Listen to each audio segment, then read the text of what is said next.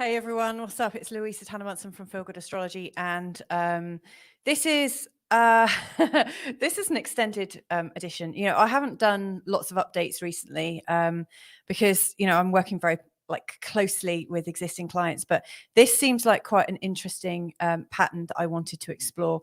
I did a couple of videos this week about Jupiter moving into Pisces, which is a big deal, I think. But yeah, this new moon, it's a total solar eclipse, and it is big, and the patterns I'm seeing are tying in to the Venus retrograde pattern coming up, Jupiter going into Pisces, later on with Mercury retrograde. And here's the interesting thing. The Venus retrograde that's coming up is starting its retrograde over the Corona conjunction, as I'm going to call it. So the Corona conjunction of January 2020. And then the Mercury retrograde is retrograding, i.e. appearing to go backwards all the way to the same conjunction from January 2020. So what is this about? This is what I'm hoping to explore. And I've got your lovely company. Thank you for joining me. I can see I've got quite a few people joining me. If you do have any questions, feel free to pop them into the chat box if you are joining me by YouTube. Sadly, I can't see all of your comments from Facebook because Facebook won't let me connect to StreamYard. Don't know why. So if you do want to leave a message, do it via YouTube. Anyway, apart from that, let's explore some of these really divine patterns. I will say I am going to add in some asteroids. As you may know already, I quite like to have a look at named asteroids, and there are over 10,000 of them. And there are some very particular asteroids that are showing up very strongly at the time of tomorrow's total solar eclipse, which I don't think anyone's actually going to be able to see because it's kind of around Antarctica. Anyway, we will be talking about asteroid Atlantis, asteroid Diana, asteroid Urania, asteroid Hecate, and also Icarus. So stay tuned for that. So let's get going. I can see there's no questions so far. So let's just bring on the first chart because there's a lot to see in this. And I hope it helps you to explore, maybe what's going on. I'm seeing a rise of truth. But anyway, I'll let you be the judge of that. So let's have a look at our first chart. So let's make that a bit bigger. The first chart that I'm looking at is the new moon and total solar eclipse. So the actual total solar eclipse happens at 7:33 a.m. I'm doing this at the time of 7:43 at the time of the new moon. Essentially, we've got the same pattern. Now, the first thing that really strikes me about this, and I've set this up for London. The reason I've set this up for London is because it's the midpoint of all the different time zones. So I always think that captures the midpoint energy of the collective. Okay, so just so you know, this is very much based around the time zone of the UK. However, the chart is pretty important to have a look at. First thing I notice, and given that this is a total solar eclipse and it's not just any new moon, it's a total solar eclipse.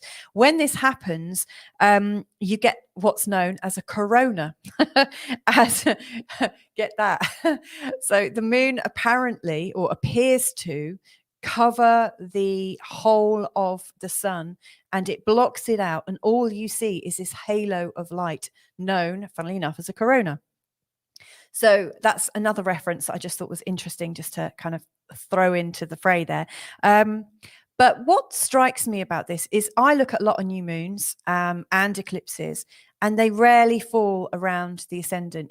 They're always somewhere in the chart, but this is right on the ascendant. So to me, from my perspective, I'm looking at this, and if you know much about new moon energy, it's about new starts. So it's asking us about new starts. Now, with the total solar eclipse, as everything seems to black out, this is actually not just a new start. This is a clearing. This is like a 0 point. And we've actually got the 0 point energy coming up at the time of the solstice. The solstices and equinoxes is when we get to our 0 point energy. But this is a massive clearing.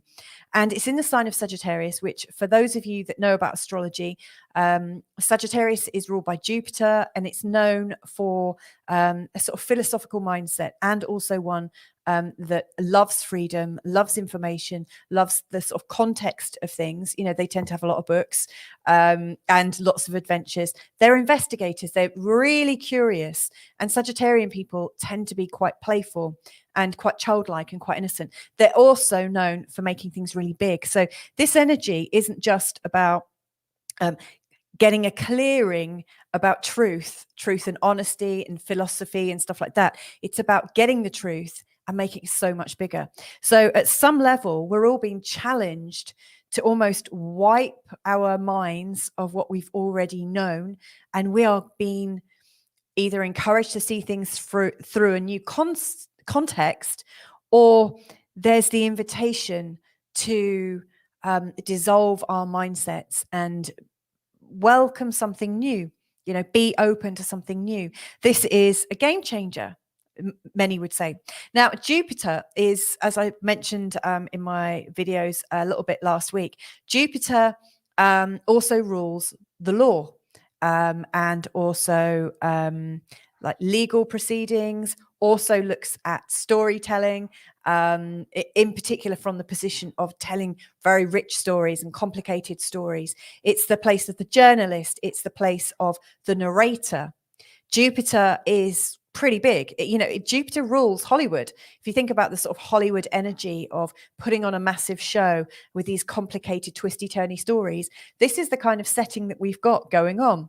That's fascinating too, I think. So this is a time of things getting interesting.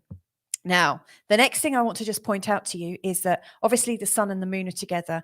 This is, if we're looking at this from transactional analysis perspective, the moon represents the children, the innocent, the young, the naive, the keen to learn, the curious.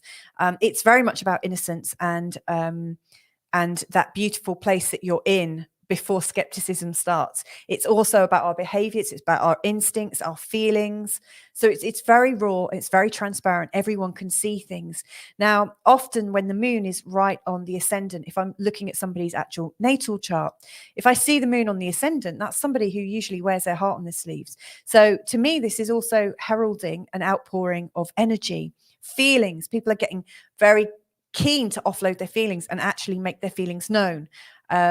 Now, you might think, if you've been looking at social media, that, oh, hang on, we've already known the feelings. Actually, what we've known in recent times is people's anger and people's positions. We've not really known their feelings.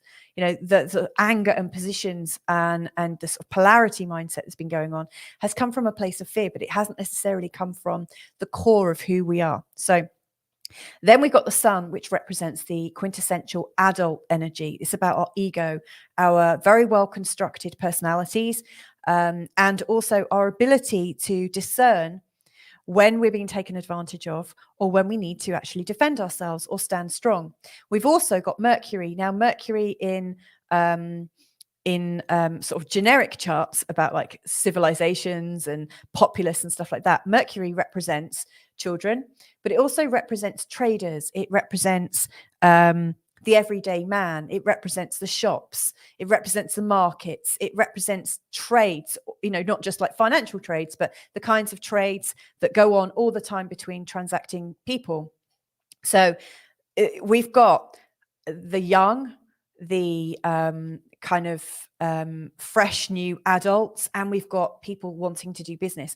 So I'm seeing this as almost like people are coming together.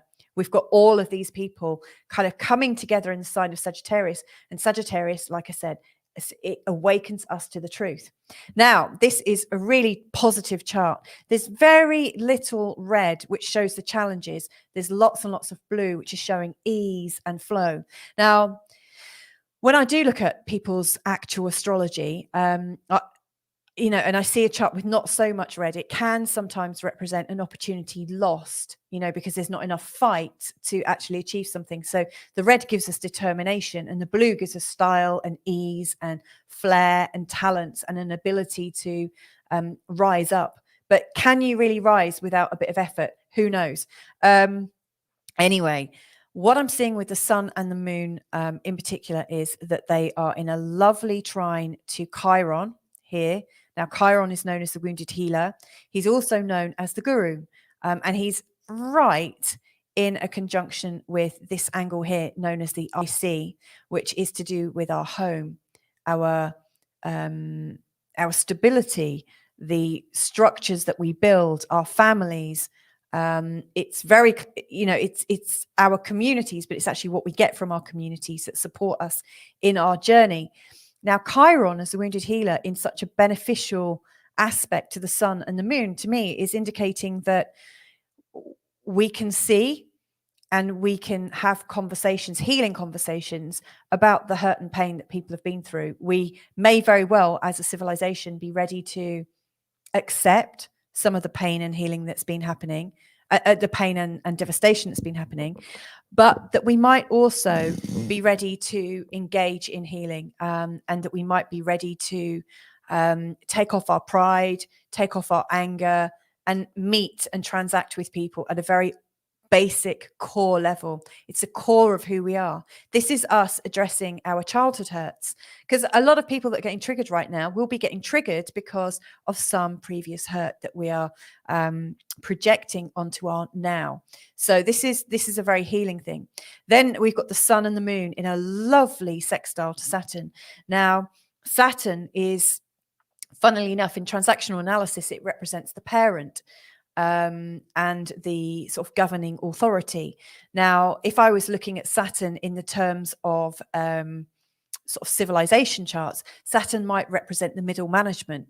Pluto is the overall power. Pluto is the hand behind the scenes, and Pluto is the power at all costs kind of planet. But Saturn is the people that are following rules, people that are following regulations. It's the people that keep the societal structures going. So really here I'm talking about doctors, nurses, school teachers, government officials, police officers, fire brigade, anyone in emergency services and in the tertiary services. And then all of the people who are civil servants who follow the law.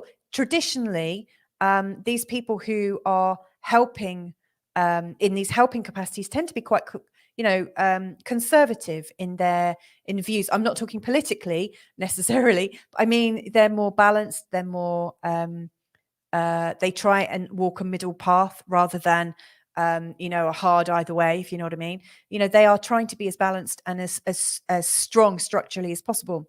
But what I like about this is that Saturn is working with the people and the children and also the people who are trying to make a living. So this to me is an indication of people coming together, the police working with the people, the army working with the people. They are remembering who they serve, if that makes sense. According to where you get your news from at the moment, that will determine how you're actually seeing how you're seeing people in their sort of day-to-day roles. I mean, I'm seeing lots of people that have been fought at by the police and the army, according to which countries you're looking at. I have also seen armies and also local police starting to stand with the people. So it feels like there's a transition going on right now. And my heart goes out to all the people who are in those roles, who feel that they stand for the rules or what they think are rules, and also want to stand with people. Because right now, I think the situation in the world right now is actually reaching us all at a personal level. We may have not had it sort of so personal up till now, but right now it's game on. But I am actually seeing regulatory bodies starting to work with the people, starting to work with the children, and starting to work with traders and people. I've got a few comments here. Let's just see what's going on. I've got a few hellos. Just moved over from Facebook. Evening all. Hi, Owen. Thanks for joining me. Duncan Smith from the UK saying same. Good evening. Jennifer, hello. Jenny B's in the house. Hi, Louisa. Just saw you live. Lots of love. Nubia Net is saying Sagittarius. Woohoo.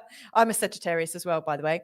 And I'm also joined by Huini, whose name I do know, but I'm not going to reveal it because we all have these little alter egos, don't we? And I never know if people are happy for me to call them by their real name. I once made that mistake and got really shot down. Anyway, thank you for joining me. Let us know what you want to know about. So anyway, I'm going to continue.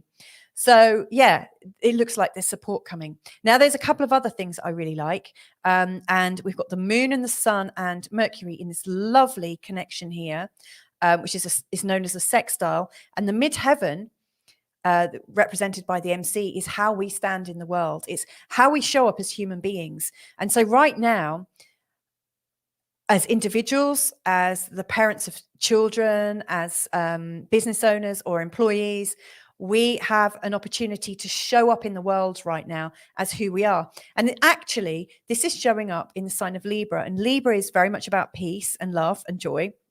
It's also about negotiation. It's also very diplomatic.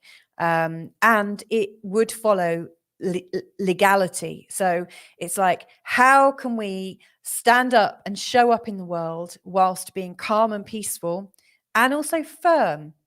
How can we show up that way? The great news is that these regulatory bodies down here are also wanting to show up in the world in a way that is also compassionate and kind.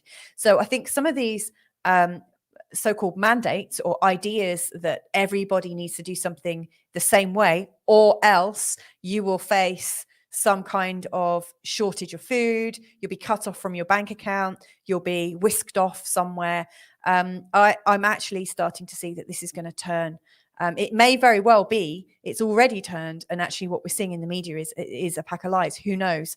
So anyway, that's what I'm really seeing. Now, there are a couple of other things that are quite exciting. And this is Venus and Pluto here. Now, Venus is important because she's going retrograde later on this month, but they're in a very tight conjunction and they're working really nicely with Mars. So I'm seeing the return of relationships. I'm seeing man and woman, or, however you're configured in your relationships. I'm seeing you work together in a very deep and powerful way. So over the last couple of years, I know lots and lots of partnerships have fallen by the wayside and cracked up on under the tension that we've been under about survival. We've all had different views and things, and right now people are starting to come together again, which is great because there's a lot of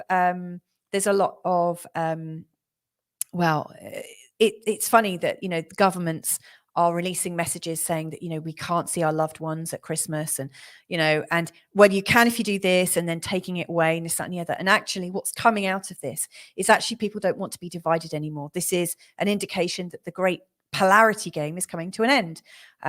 This is people starting to work together in a powerful, transforming way. Now, 22 degrees is really interesting to me because at the start of the so-called pandemic, I'm giving it bunny ears. I like to think of it more as a phenomenon, given that it's so much more than a pandemic. It's influenced our culture completely, hasn't it?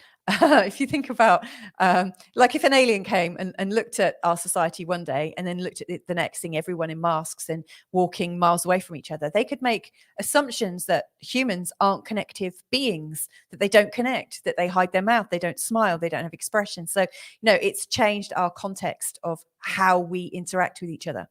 So the 22 degrees is important. I'll show you why in a sec. But just before I leave this, the sun and the moon are also in a square with Neptune. Now, Neptune is about the mass media and also the performances that are going on. It's a bit like a show. So Neptune is also another part of Hollywood. Neptune is the set design. Neptune is all those things, the costumes, the disguises, all that kind of thing that separates us from the truth. For those of you that look at things from a spiritual perspective, Neptune represents the veils between realities, like the veils between consciousness. Like there are some people who have completely blasted theirs away and see things from a very different perspective. We are all, under the conditions of our own perceptive and perspective. And Neptune is big on that. It allows us to see what we want to see and not what not what is necessarily true. So it's interesting that we're in a square here. It looks like people are actually saying, hang on a minute, this is all made up. Hang on a sec. It's so funny. A year ago, I was really clear that this was like this. And now people are starting to maybe change their minds, or they're starting to think, well, I was told this by the media. I was told this by my government. I was told this by the local counsel, and it hasn't actually matched up to my reality. And so there's a reality check. Okay, let's move on to a different chart. And this is going back in time. Oh, actually, no, it's not. I'm just going to have I want to add in a couple more things about tomorrow's energy, actually. And before I do that, I'll just see if there's any more comments coming in. Yeah, Jenny B is saying, teach our kids about their superpowers within, make them little rainbow guardians. Yeah, I'm so up for that. And Owen is saying 100%. Yes, I'm so up for that. Well, I actually see that this is a possibility, and you'll really like this next bit that I talk about, because I'm going to talk about asteroid Atlantis. Now, that's not to say I believe in Atlantis necessarily, or that I believe in past lives, because actually I really don't know. All I have is my experiences, which are personal to me. But anyway, at the time of the total solar eclipse, we've got Atlantis here, which is in a very strong position. It's right opposite Uranus, and that's going to become apparent why in a second. Then we've got Urania and Icarus and Diana, all in between the conjunction between Venus and Pluto. So the first thing is, two of these are known as light bearers. So Urania is a muse. She is from Greek mythology. She is fascinated by the stars, astrology, astronomy. She's like the goddess of them, in fact. And she's a light bringer. She brings revelation. She brings truth. She brings a different perspective that helps to clear things. So she's actually known as a bringer of light. We've also got, where is it? Oh yeah, we've got Hecate down here. Actually, Hecate is our other light bringer. Now, Hecate is known as she's like the triple goddess. So she represents the crone, she represents the mother, she also represents the young maiden. So she actually is representing three different ways. And so when she comes up in a chart in a very strong place, it's showing that we have a choice. We have a choice in our direction. And actually what she does is she's the torchbearer. Interesting, another light bringer. And she shines the light on our future choices so that we can make a powerful new decision. Now she's showing up in a conjunction with Chiron in this place of our home and our community. So we're being given a choice to think about how our healing takes place. We're being given a choice to see our health and our healing from a new perspective and feel that in our communities. So I think that's strong to recognize. So Urania is bringing light. Diana, she is the goddess of the hunt, and she's about independence and freedom. She doesn't like anything tying her down. She didn't want to be married to somebody. She definitely didn't want to be beholden to somebody giving her money. You know, she doesn't want handouts. She wants her utter freedom and autonomy. Then we've got Icarus, that is so dedicated to practicing his skills that he has no self-control. Bless him. He's a bit vain. He thinks he can work a bit faster. But in between this Venus and Pluto conjunction, which is about, well, a few things. It could be loving kindness in a transformative way. It could be control, softening. It could be a whole bunch of things. But on this very important point, which is the same point that the whole COVID phenomenon started from in January 2020, we now have light bringers. We have Venus showing love. We have Diana saying, I want my freedom and my independence. And we've also got Icarus saying, actually, I'm going to rush off and do it my own way. So there's a very, very strong feeling there. They're also known as being on the anti-vertex. So actually, what's going on a community stage right now is we're remembering times, whether it's in this lifetime or previous ones or earlier on in our childhood, we're remembering times actually when we needed to be independent, when we needed to have a light, have a hope, when we needed to have a hope from our own independence, when we cut away from the purse strings, when we cut away from our mum and our dad. So this is about us growing up, I think. Now, let's just add in Atlantis or Atlantia. So for those of you that know anything about Atlantia or Atlantis, And this is just a quick, like dive into it. Atlantis was known as being a very technologically able civilization. They apparently worked with crystals and grids, and they understood free energy. They understood free healing, free energy. Everything was energetic. It was a much higher vibration, and they were in a place of oneness. And then at some point, the seeds of polarity, the seeds of greed were sown into the civilization, and it began to break down. The moment they started to experience greed and selfishness and wickedness, the overall vibration of Atlantis started to separate. And so they came out of oneness and went into polarity. And then they had this kind of massive cataclysm, from the stories, whereby they were kind of either there's a huge volcano that kind of took them out, or a massive like tsunami that took them down and the whole place sunk. And I'm completely open that there might be completely different reasons and explanations, who knows, but this is the story that we've grown up with. And so when I look at the asteroids, I look at the stories that we've been told and how they might relate to the birth chart.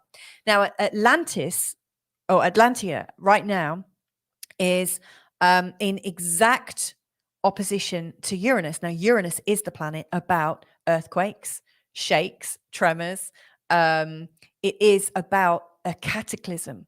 So we've got the idea of Atlantis, and a cataclysm going on. Now, how I think this is, like, Uranus also shows up as a burst of insight, like a fresh revelation. And it could be very much about technology. It could be about new abilities. That's tying into Jenny B's comment about the children. But they had their knowledge grid. They had their sort of like crystalline grid. They had their power source. They had free energy. And the idea is that everybody knew everything. There was a collective mind, not necessarily like in a difficult way, but in a joyous and beautiful and healing way.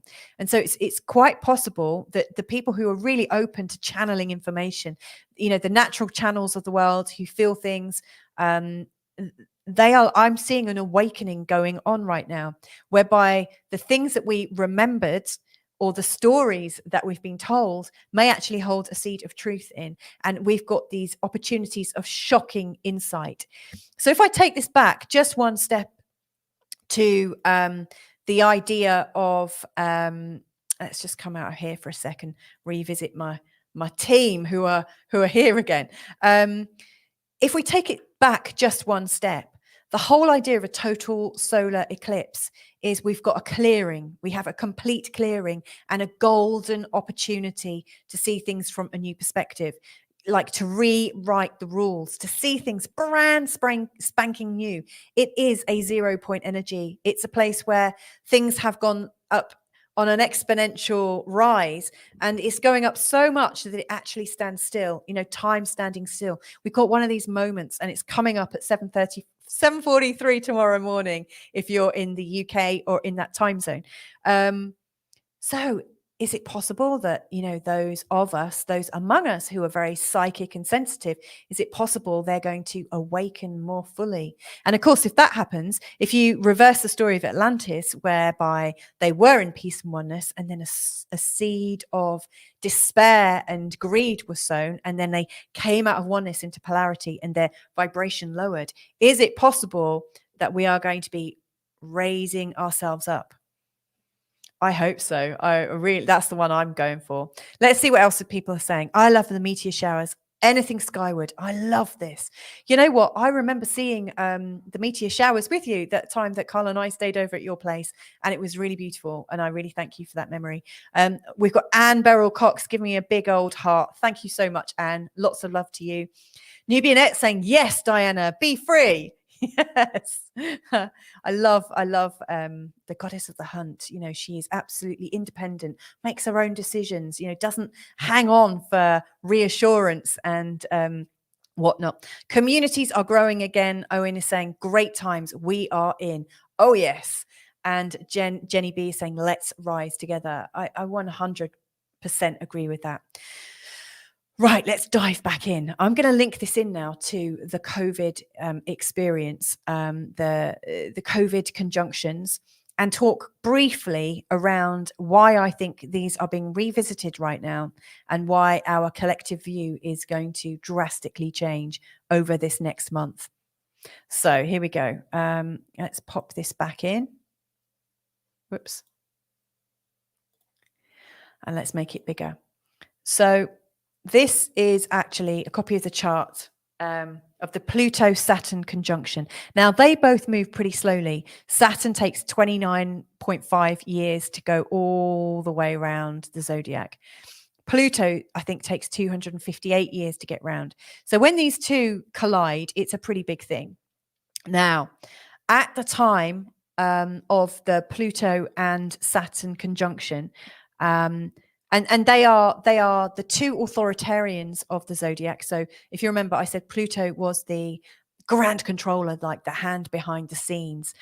He is the megalomaniac. And Pluto brings up ideas of evil, dictatorship, and like a really forced agenda. And then Saturn is all the middle managers that are doing the best, they believe the best, and they work with the power source. And so these two came together, and all astrologers that I know of who saw this coming like a good 5 years before all shuddered. They kind of went, ooh, at the thought of these two coming together in the sign of Capricorn, because Capricorn is the sign of the corporations. Okay. So these guys were coming together, and we also knew that Jupiter was hot on its heels, and also at the time of the conjunction, the sun was there, and also Mercury. Now, the sun and Mercury, two personal planets. The sun is the people, the adults, basically the adults, and Mercury is the trading. What happened, as we went into mid-January, in China and in Italy and in other places, the adults and the trading were starting to get influenced and restricted by these controllers. And also Saturn also represents old people, and Pluto also represents death. So that was another big shudder for us astrologers, because, as we have been told, and many of us know from having old folk and family in homes, many died, and it was listed as a COVID death. So this all happened at 22 degrees in the sign of Capricorn. Now, if I go back to forward to the next COVID conjunction, because there were two, this is around the time, the day before the spring equinox, which was March time, which is when it all really kicked off in the UK. And then, and was going on around the world. Here we've got Pluto at 24 degrees, Jupiter at 22 degrees, Mars at 22 degrees, and Saturn at 29 degrees. So we have got Saturn to do with old people and the lawmakers and the people keeping everything in place. Pluto, the megalomaniacs who want to control everything, possibly for nefarious reasons. But who knows? Maybe also about a pandemic. Pluto does rule pandemics. Jupiter is the expansion part of the solar system, expanding everything, making everything 10 times worse or 10 times better, but in this case, 10 times worse. And then Mars, aggression, anger, upset, outrage. And so Mars, Pluto, and Saturn, first of all, are known as the kind of malefic planets. They are seen as the ones that don't really bring you luck. They bring you strife and difficulty, especially when they're together, and especially in the sign of Capricorn. So this is the other time. But look at the conjunction that, the main area of focus is around 22 degrees in the sign of Capricorn. So what I've done here is blown up a chart of, and this might, it might not be so easy to see, but what I've got is in the middle is tomorrow's total solar eclipse, and then the Pluto-Saturn conjunction from January 2020. And so what we've got here is, this is the COVID conjunction where where all the seeds were sown, and as it was being revealed to the public, and we've got Venus and Pluto right on it. Now, like astrologers have been watching the position of Saturn here and Jupiter and Pluto as they've separated, and it's taken them 2 years to separate this far, which isn't that far in relative terms. It's only just over a sign. So Jupiter is just like over 30 degrees away from Pluto at the moment, but Jupiter's about to be going into the sign of Pisces, which is going to represent a new start for us on a spiritual basis. And I've detailed that in my 2 earlier videos. Check it out on my YouTube channel about Jupiter in Pisces, and then this Jupiter in Pisces. I go into a lot of detail there on how it will affect you. So that's the first thing that is showing that the narrative is breaking down. Jupiter is moving miles away now. Jupiter's coming out of the influence. So all of the aggrandizing, all of the spell of what's been going on, how it's gripped us as a movie represented by Jupiter, we're coming to the end of that. We're going into a new time, and it's a time of us connecting to faith rather than connecting to news sources. We're connecting to ourselves rather than external authorities. That's the first thing. And Venus is about to go retrograde, but not quite yet. But Venus and Mercury are going retrograde over this next month. And when Venus goes retrograde, it appears that she's going backwards in the sky. And here she is here. She's got a little R there. And she's going retrograde on the 19th of December. So just before the solstice, 2 days before the solstice. And as she goes back, she's crossing over. So Venus is the planet of peace and love and equanimity, also about money and us being able to afford things, luxury, beauty, well-being. She's also quite lucky. She helps people feel connected. So she's going over Pluto, who can be a megalomaniac and a bit of a pain in the ass.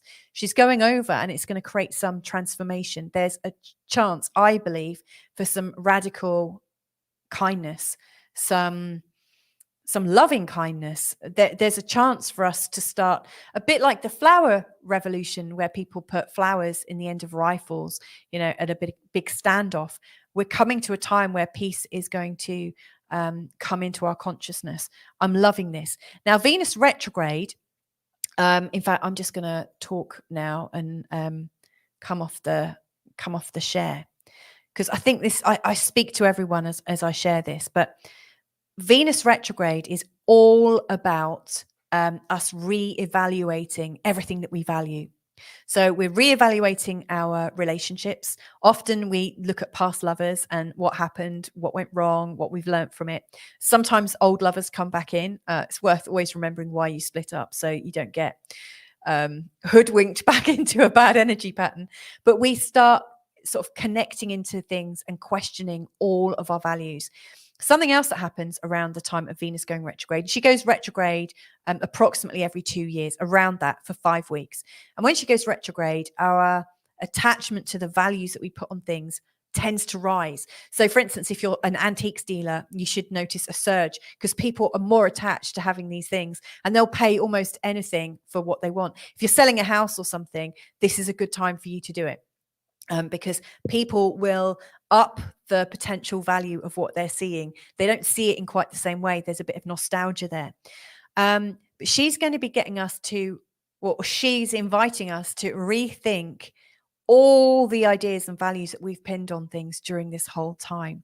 And when she comes forward again, which isn't until the end of January, we should have had that sort of reflection time in our emotions, that reflection time about our relationships. And this also includes like our family, our friends, people that maybe we let go of over the last couple of years. It's a time for us to reevaluate and think, maybe there's value in this one. Let's pick this back up. So this is quite important.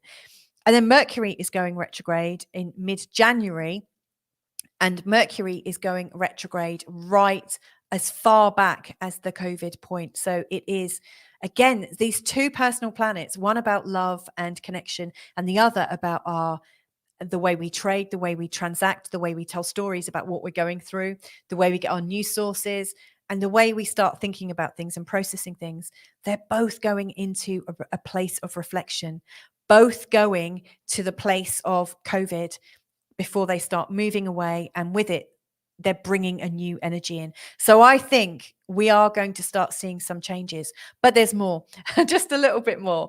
And this is anyone that has stuck around to listen to this, you're heroes, because this is quite a bit of a download for me. But I saw these patterns and I thought, there will be some people that are interested in this. So Owen's saying, I'm not too sure, just checking. But I'm sure the Corona Borealis was in the same area of the sky during the second CV timeline. I don't know, maybe. I don't know. Yeah, send me the details of that. And I hadn't put this, I hadn't factored that into my figures, but it sounds like so let me know a little bit more. And thank you for that.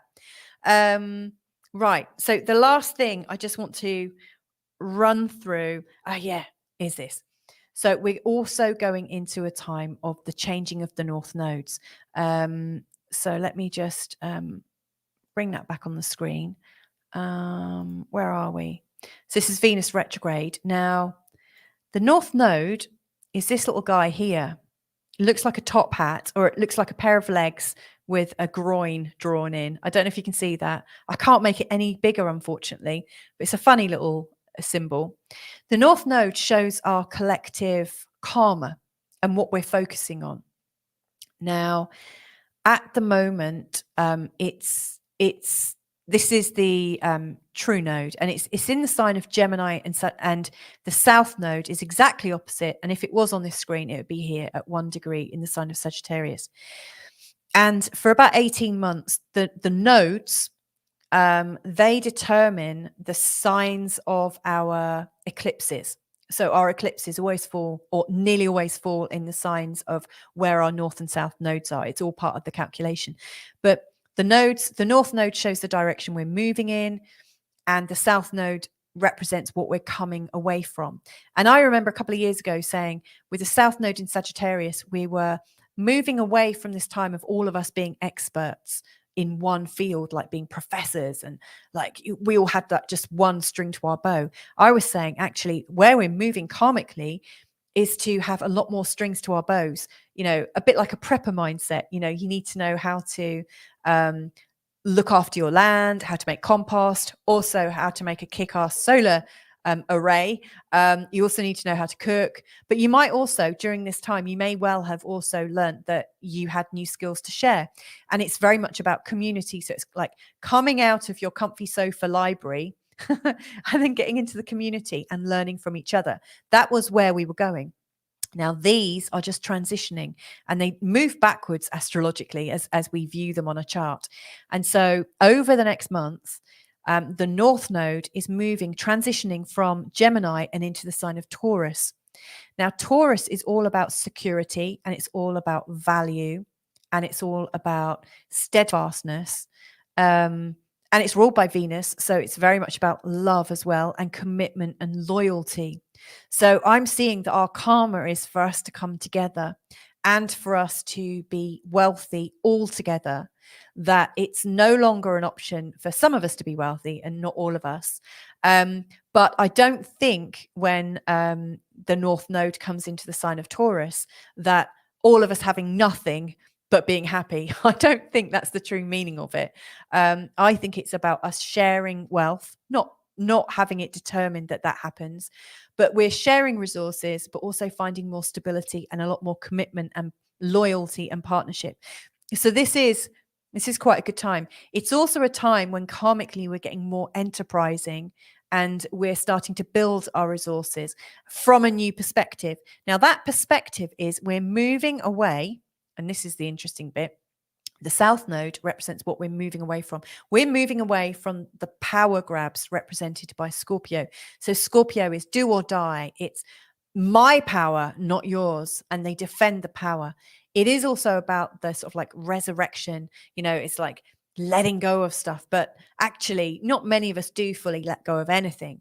So it's kind of moving away from selfishness, greed, and power, moving away from totalitarianism, moving away from it's my way or the highway. This is my preference, therefore you have to do this. It's moving away from the finger pointing. It's moving away from the blame, guilt, shame, and anger. That's what we're collectively being encouraged to do.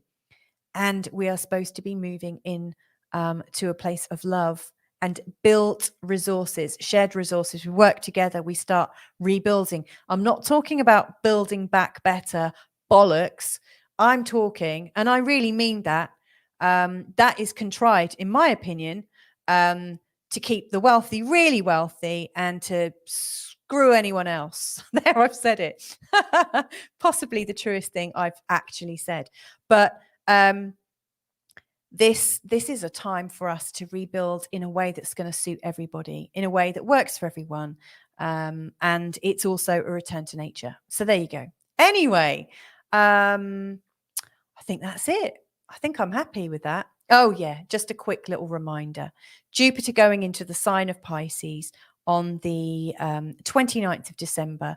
We're topping off our year with a bit of hope and a bit of spirituality. It's like out of this idea, like Aquarius isn't a bad sign by any stretch of the imagination. Aquarius is a very fair-minded sign, and it's kind of very liberal, very socialist.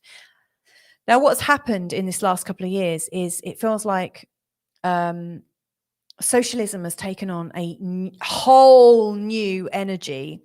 It's got Saturn there and it's had Jupiter there. So Saturn is like trying to regulate everything, trying to censor everything, trying to control the people.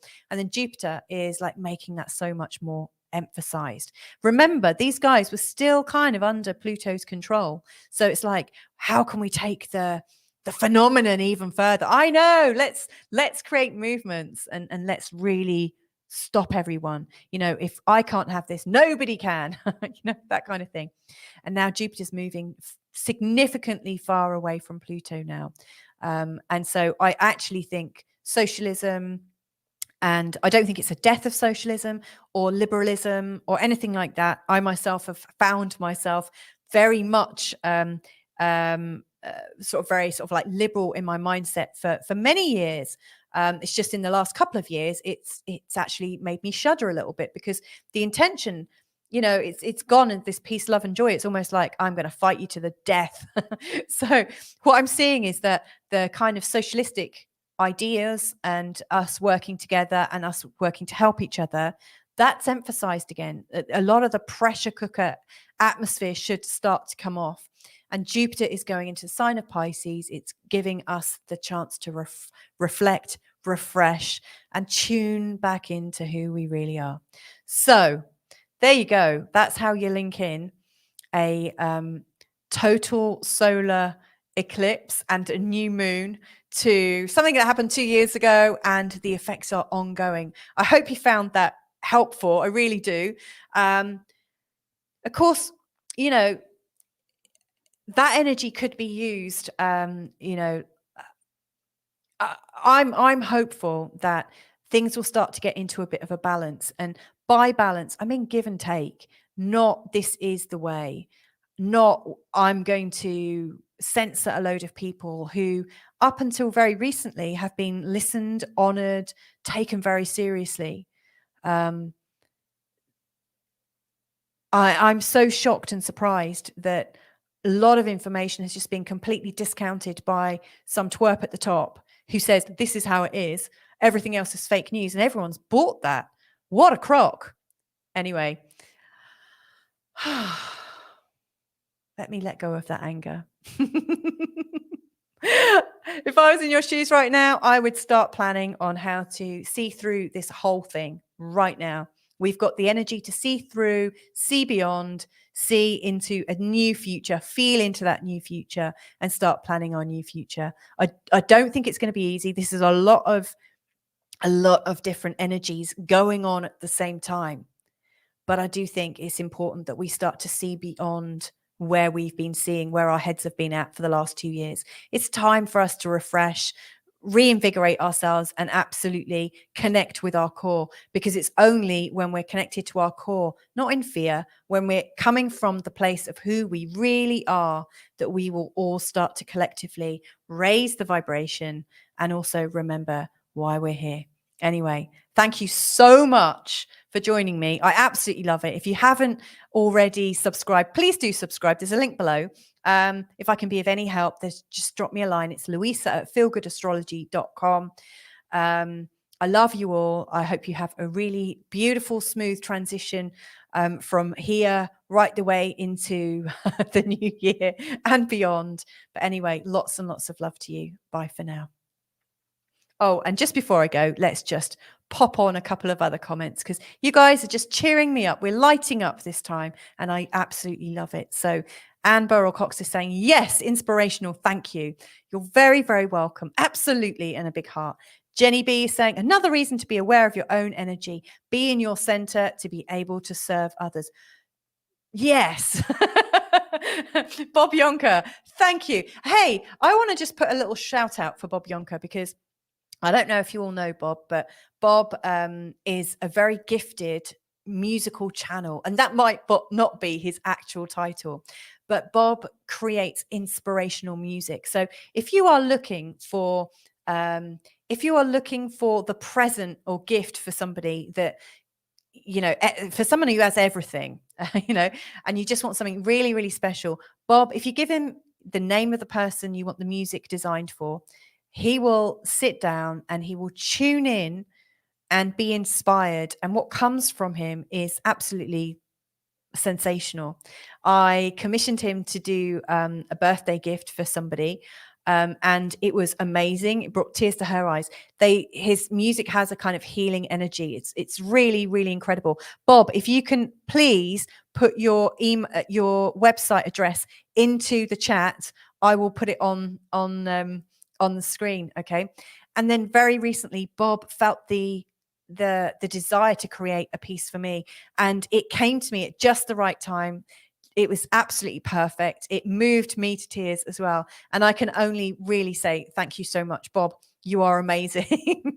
And yes, if you want something really personalized, Bob is your man. It's really, really good. Jenny B, oh, I love you. Virtual hugs and smoochies. She's also saying Bob is amazing. So it doesn't look like I've got his website. However, I will put that into the show notes. So if you know somebody that's looking, refer them to it and then they will have it as well. Last comment, Jenny B is saying it's beyond music. It's wonderful and a true gift. Lots of love to you, Bob. Yes, lots and lots of love to you all. I'm going to clear off now because I think I need to do some bits in the house and get ready for the imminent arrival of hungry children and a really deserving husband who needs a bit of love. So anyway, lots and lots of love to you wherever you are in the world. Thank you for joining me. Take care. Bye for now.